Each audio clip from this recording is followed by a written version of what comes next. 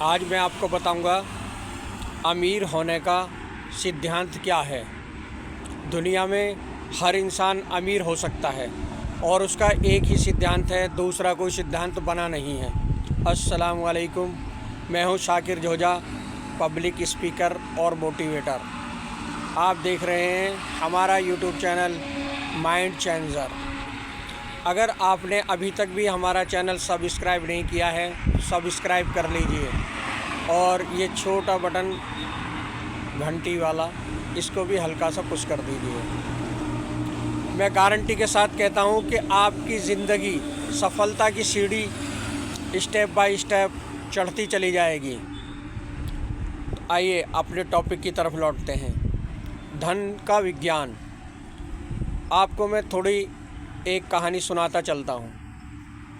ये कहानी शुरू होती है मिस्र से। मिस्र जो कंट्री जहाँ पिरामिड पाए जाते हैं, पिरामिडों के लिए मशहूर है, और एक वहाँ का बादशाह भी गुजरा है, रामी टू, जिसको लोग फ़िरौन के नाम से भी जानते हैं। लेकिन मैं कहानी फ़िरौन की नहीं सुना रहा, मैं कहानी सुना रहा हूँ मिस्र के शहर बेबीलोन की, जहाँ पुरानी सभ्यता पाई गई है। नील नदी की खुदाई हुई तो उसके किनारे पर पता चला कि एक बहुत बड़ा शहर वहाँ दफन है। तो ये कहानी वहीं से शुरू होती है। तो उसके नीचे जो शिलापट मिले, जिनके ऊपर कुछ लिखाई हुई भी थी, तो उन लिखाइयों को साइंटिस्टों ने समझने की कोशिश की। तो उनके अंदर एक नॉवेल की कहानी मिली, जिस कहानी का सारांश मैं आपको बताने जा रहा हूँ। बेबीलोन का सबसे अमीर आदमी, इस कहानी का टाइटल। और इस कहानी में बहुत मज़ा आने वाला है। जो अमीर होना चाहते हैं वो ही इस कहानी को सुने, और जिनको अमीर होने से नफ़रत है तो वीडियो को अभी स्किप कर दें, बंद कर दें, बिल्कुल भी ना देखें। टाइम वेस्ट होगा, कोई फ़ायदा नहीं होगा। और जो धनी बनना चाहते हैं, ये कहानी उनको धनी बनाकर ही छोड़ेगी। गौर से देखें, लास्ट तक देखें, वरना समझ नहीं पाएंगे। ये कहानी है बेबीलोन के सबसे अमीर आदमी की। जो शिलापट मिले तो उन पर नियम लिखे मिले, जिनको दुनिया भर के साइंटिस्टों ने पढ़ने की कोशिश की। 100% तो पढ़ नहीं सके, लेकिन उसका सारांश जो समझे वो मैं आपको बताता हूँ। बेबीलोन के अंदर एक लड़का रोड के किनारे बैठकर पत्थरों पर नाम लिखा करता था, तख्तियाँ लिखा करता था। लेकिन उसकी ज़िंदगी गुजरती जा रही थी और वो गुर्बत में ही जी रहा था। लेकिन उसका नसीब अच्छा था। एक बार एक शख्स आया उसके पास कुछ लिखवाने के लिए। वो लिखवाने के लिए ऑर्डर दे गया और चला गया। उसको टाइम दिया, मैं अगली बार 2 महीने बाद आऊँगा और मैं अपना पत्थर लेकर चला जाऊँगा। लेकिन उसके जाने के बाद किसी ने बताया पत्थर लिखने वाले को, भाई तू इसे जानता है, कौन है ये? बोले नहीं भाई, मैं नहीं जानता। बोले ये बेबीलोन का सबसे अमीर आदमी है। तो उसे बड़ा ताज्जुब हुआ कि भाई ये इतने बड़े अमीर आदमी मेरे पास आया और मुझे पता ही नहीं चला ये अमीर आदमी है।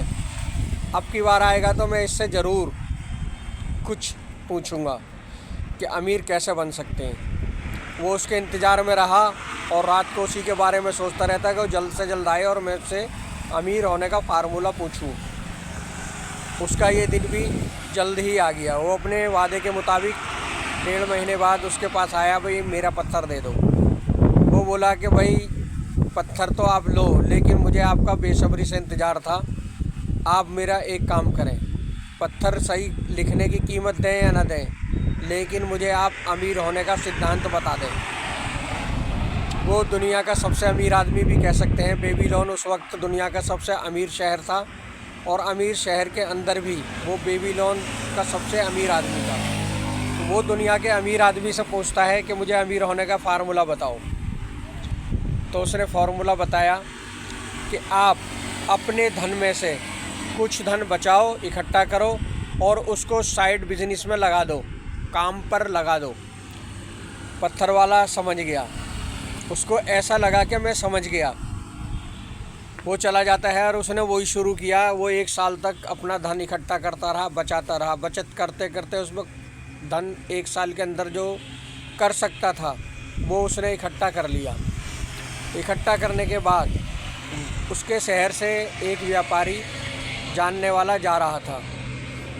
उसने सारा धन उसे दिया और कहा मेरे लिए भी वहाँ से सोने की मुद्रा खरीद के ले आना, जिसको यहाँ बेचकर मैं ज़्यादा धन कमा सकूँ। अब वो व्यापारी जो था घोड़े, बकरी, मवेशियों का व्यापारी था जो जा रहा था। मवेशियों के व्यापारी ने वहाँ जाकर धन कमाने का उसका फॉर्मूला तो लिया, लेकिन वो जो कमा कर लेकर आया उस कमाई के अंदर वो जानकारी रखता था मवेशियों की, वो सोने की जानकारी रखता नहीं था। वो सोने की मुद्रा खरीद कर ले आया।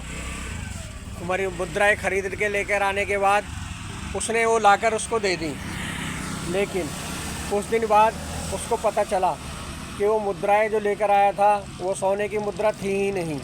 किसी ने उसको नकली मुद्राएं पकड़ा दी थी जो उसके किसी काम की नहीं थी। उसकी पूरे 1 साल का धन बेकार चला गया था। वो लुट गया था, अपने आप को ठगा और लुटा महसूस कर रहा था। उसने उस व्यापारी को याद किया जो बेबीलोन का सबसे अमीर आदमी था, और मन में उसके ख़िलाफ़ बुराई, अच्छा बुरा सोचने लगा। लेकिन कुछ दिन बाद बेबीलोन का सबसे अमीर आदमी शहर में आया हुआ था। उसको जैसे ही पता चला वो उसके पास गया। पत्थर पर लिखाई कर करके उसने कुछ पैसे जमा किए और वो भी उसके डूब गए। उसके पास गया कि भाई तू बेबीलोन का सबसे अमीर आदमी है, तो इन्हें मुझे गलत सलाह दी, मैं बर्बाद हो गया, मेरी पूरी 1 साल की कमाई ख़त्म हो गई। बेबीलोन के सबसे अमीर आदमी ने उससे पूछा कि तूने क्या किया। उसने बताया तो बोला ये मेरी गलती नहीं, ये तेरी गलती है। बोले क्या? बोले वो ऊँटों का, घोड़ों का, बकरियों का, मवेशी जानवरों का व्यापारी था जिससे तूने सोना खरीदवाया। उसको खुद ही पता नहीं था कि सोना क्या है क्या नहीं है। अगर उससे ख़रीदवाना था तो तूने ऊँट और घोड़े ही खरीदवाने थे। ये वो काम किया तूने गलत, तेरी गलती है, इसमें किसी की नहीं। यहाँ से एक शिक्षा तो ये मिलती है कि गलती अपनी होती है, किसी दूसरे की नहीं होती। जो भी हम करते हैं अपनी गलती से करते हैं, ना कि किसी दूसरे की से। तो वो पत्थर लिखने वाला समझ गया। लेकिन बेबीलोन के आदमी ने कहा कि मैंने उस वक्त तुझको आधी नॉलेज दी थी, पूरी नॉलेज अब देता हूँ। तो बोला बड़ी मेहरबानी कि आप मुझे पूरी नॉलेज दें। उसने कहा कि आपने जो 1 साल धन बचाया वो सिस्टमेटिक नहीं था। आपने जो बच गया उसको रख लिया, ऐसा नहीं है। आपके पास अगर धन बचता है, मानो 1 करोड़ है और आप पे 50 करोड़ बचता है, बिल्कुल नहीं, 50 करोड़ नहीं बचाना है। आपने सिर्फ 100 करोड़ का 1 करोड़ ही बचाना है, 10 रुपये का 1 रुपया ही बचाना है, 100 रुपये के 10 रुपये ही बचाने हैं। लेकिन वो बचाने नहीं हैं, उन्हें फेंक देना है। फेंक देने का लफ्ज़ बेबीलोन के अमीर आदमी ने इस्तेमाल किया। तो उसने कहा मैं अपनी कमाई का 10% फेंक दूं? बोले जी हाँ, अगर अमीर आदमी बनना है फेंकना ही होगा। इससे तुम्हें क्या होगा, जैसे अभी तुम्हें 1 साल की कमाई जाने पे जो दुख और डिप्रेशन, एग्जाइटी जो हो रही है नहीं, ये कभी नहीं होगी। उसकी समझ में ये बात कुछ आने लगी थी। बेबीलोन के अमीर आदमी ने आगे कहा कि अपनी कमाई का 10% एक गुल्लक में डालें या कोई भी एक स्थान पर जमा करना आज से और अभी से शुरू कर दें, और इस धन को उस काम के एक्सपर्ट को दो जो काम जानता है। उसको कभी ना दो जो नहीं जानता। कभी उससे सलाह ना लो जो सलाह देने के काबिल नहीं है। जिस डिपार्ट में आप काम करते हैं या जिस डिपार्ट का जो माहिर है उसी से सलाह लो, अपने आसपास के लोगों से बिल्कुल सलाह ना लो। बेबीलोन के अमीर आदमी ने कहा आपने एक समझ सीख ली है कि आप मुझसे सलाह ले रहे हैं क्योंकि मैं बेबीलोन का सबसे अमीर आदमी हूँ। तो ये तो आप समझ ही गए हैं कि सलाह किससे लेनी चाहिए। दूसरा, अब आप समझ गए हैं कि अपनी कमाई का 10% फेंक देना है, ख़त्म कर देना है, ज़िंदगी में उसको जीना ही नहीं है। इसका मतलब होता है कि वो आप एक गुल्लक में डालते जा रहे हैं। 10% क्यों डाल रहे हैं? कितनी भी दुविधा, कितनी भी परेशानी कुछ भी आती है, और इतनी ज़्यादा भी परेशानी आ जाए कि आपको उधार लेना पड़ जाए, तो आप उतना उधार भी ले लें लेकिन उसको गुल्लक में डालते रहें, फेंकते रहें, उधार भी लेना पड़ जाए तो लें और उसको फेंक दें, तो तब आप देखोगे साल 2 साल के अंदर जो धन जमा होगा, अब आपका टाइम शुरू हो गया उसको काम पर लगाने का। अभी तक आप धन के लिए काम कर रहे थे, उसके बाद धन आपके लिए काम शुरू करेगा। पत्थर पर नाम लिखने वाले उस फुटपाती लड़के ने ऐसा ही किया। उसने अब उसकी समझ आ गया था कि कितना पैसा बचाना है, कितना किस तरह किस जगह लगाना है। उसके बाद उसने फिर काम वहीं से शुरू किया। 1 साल तक बचाता रहा 10% से ज़्यादा उसने बिल्कुल नहीं बचाया। बाकी वो अपनी लाइफ एंजॉय करता रहा और 10% बचाने में उसे कोई दुविधा परेशानी बिल्कुल भी नहीं आई। मानो अगर वो 1 करोड़ कमाता था तो उसमें से 1 लाख रुपया उसने फेंक दिया, 99 लाख में उसे कोई प्रॉब्लम नहीं थी। 100 रुपये कमाता था, 10 रुपये फेंक दिए, 90 रुपये उस पर बाकी थे, उन्हें खूब एंजॉय के साथ यूज़ किया।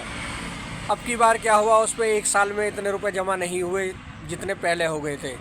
2-3 साल उसको लग गई, लेकिन 3 साल के बाद उसके पास इतना धन जमा हो गया कि 150 घोड़े, ऊँट खरीद सकता था। उसने वो सारा पैसा लिया और जो उसके शहर का व्यापारी था, मवेशियों का व्यापारी, उसको वो पैसा दे दिया। बोला तू जो खरीद कर लाएगा घोड़े या ऊँट या बकरी जो भी, उसमें मेरे धन का % मिक्स करके लेकर आ। वो भी ईमानदार था, उसने ऐसा ही किया। उसका धन भी लिया और अपना भी लिया।